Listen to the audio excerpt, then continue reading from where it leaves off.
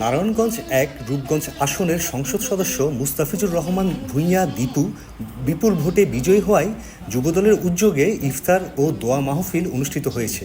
আজ বুধবার বিকেলে রূপগঞ্জ ইউনিয়ন যুবদলের উদ্যোগে শিমুলিয়া ব্রাহ্মণখালী এলাকায় এই ইফতার ও দোয়া মাহফিল অনুষ্ঠিত হয়।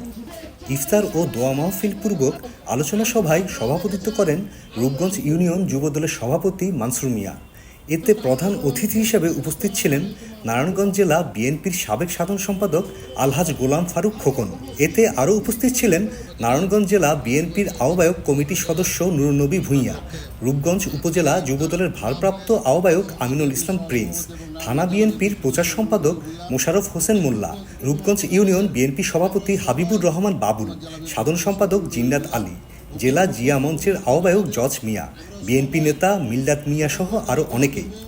সম্মানিত প্রধান অতিথি, বাংলাদেশের জাতীয় দল নারায়ণগঞ্জ জেলা শাখার রূপগঞ্জ ইউনিয়ন যুবদল কর্তৃক আজকে প্রধান অতিথি, সম্মানিত সভাপতি,